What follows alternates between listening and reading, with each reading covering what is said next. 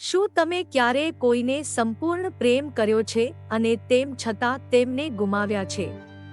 એક વાર્તા જે હૃદયને સ્પર્શી જાય છે અને હૃદયમાં ઊંડી ખાલી જગ્યા છોડી જાય છે. નિખિલ અને અર્પિતા બંને એક નાનકડા કાફેમાં મળ્યા, જ્યારે નિખિલ તેના કામથી થાકીને બેઠો હતો અને અર્પિતા તેના પુસ્તકોમાં ખોવાઈ ગઈ હતી. પ્રથમ વખત જ્યારે તેમની આંખો મળી, જાણે તેમની દુનિયા બદલાઈ ગઈ. તેઓના હૃદયમાં એક વિચિત્ર ખળભળાટ મચી ગયો. નિખિલ પહેલીવાર અર્પિતા સાથે બોલ્યો, "શું તમે મને એ પુસ્તક વિશે પણ કહી શકશો?" અર્પિતા હસી પડી અને પછી એક નવી મિત્રતા શરૂ થઈ, જે ધીમે ધીમે ગાઢ સંબંધમાં બદલાઈ ગઈ. તેમનો પ્રેમ સાચો હતો, પણ એ સાચા પ્રેમમાં પણ ઊંડી કડી હતી. સુરભી, અર્પિતાની મિત્ર, જે નિખિલની બાળપણની મિત્ર હતી. સુરભી હંમેશા નિખિલની નજીક હતી અને અર્પિતાને હંમેશા એવું લાગતું હતું કે સુરભીનું દિલ ક્યાંક નિખિલ માટે જ છે. અર્પિતાએ ક્યારેય તેના પર ધ્યાન આપ્યું નહીં, પરંતુ તેને અહેસાસ થવા લાગ્યો કે કદાચ કંઈક ખોટું છે. એક દિવસ નિખિલ અને અર્પિતા એક પાર્કમાં બેઠા હતા અને તેમના ભવિષ્ય વિશે વાત કરી રહ્યા હતા.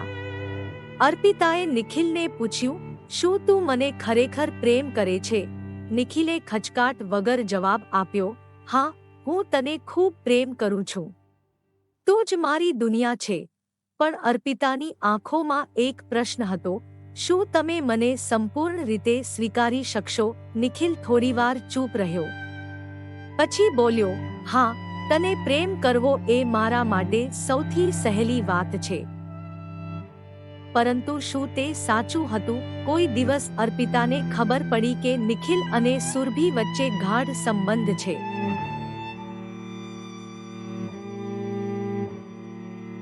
બંને નાનપણથી જ સાથે હતા અને સુરભીને નિખિલ પર પ્રેમ હતો.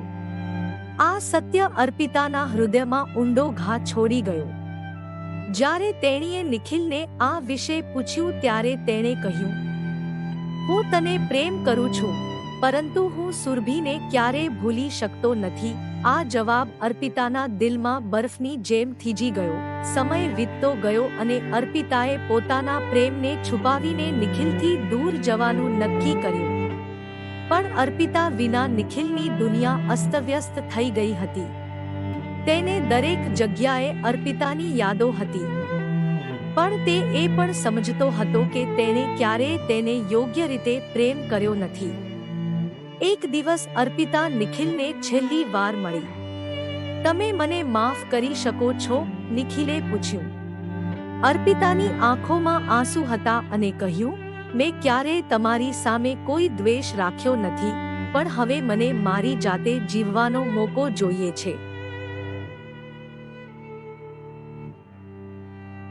આપણે બંનેએ અલગ થવું પડશે. નિખિલ અર્પિતાને સંપૂર્ણપણે ગુમાવે છે